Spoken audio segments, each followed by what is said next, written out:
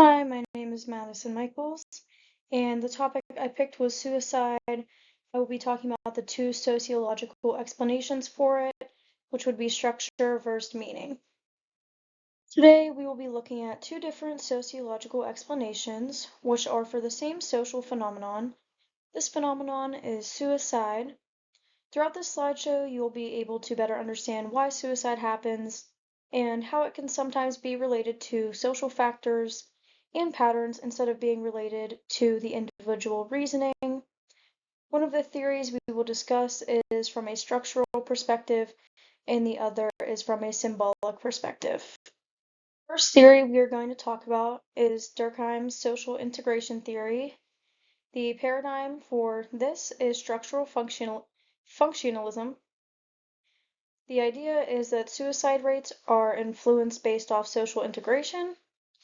The proposition is lower levels of social integration, the more likely suicide will occur.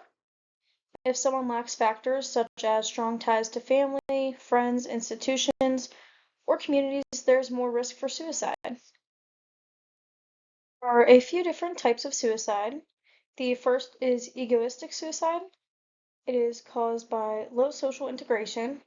Some examples would be isolation or unmarried men. Altruistic suicide is caused by too much social integration. So, for example, suicide bombers. Anomic suicide is caused by breakdown of norms during rapid change, for example, financial or job loss. Fatalistic suicide is caused by too much regulation, example, imprisoned individuals. During these times, the suicide rates normally rise. Durkheim argued that this wasn't a brain problem. These rates were rising due to weakened social bonds and different norms. So the less connections you have, the more likely suicide will occur. The theory I want to talk about is socially constructed act. Paradigm for this is symbolic interactionalism. The idea is the act of suicide is symbolic and is not just an outcome. The proposition is the reactions to suicide depend on social interactions. Prediction will be more likely in places where suicide is normalized and looked at differently. Example, different cultures react differently to suicide. Some places see it as an honor, some see it as a mental illness. This all depends on what is normalized in each different culture. So to compare and contrast the two, when looking at Durkheim's, there is structural functionalism, social integration, it's at a macro level. Less integration equals more suicide. Testability for this is high. You can use stats or graphs, and social policy is involved in Durkheim's. When looking at symbolic interactionism, there is symbolic interactionism, meanings/symbols. It's in a micro level.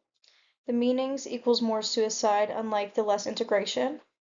The testability is possible, but not as likely as Durkheim's. You could use interviews or studies. There's not many stats or graphs for this. And cultural sensitivity is involved with the symbolic theory. Being asked about Durkheim's or symbolic, both are very important when explaining suicide and trying to understand why these actions happen. Durkheim's theory helps us understand why suicide rates vary from group to group. For example, looking at things such as men versus women or married versus unmarried, those are easier things to look at than compared to the other. When looking at symbolic interactionist view, we are able to see why individuals make these decisions and how each of them are looked at. Suicides in this view always have a meaning, but the meanings can differ depending on where the person is from and what they believe in. Both of these views are informative and explain suicide very well.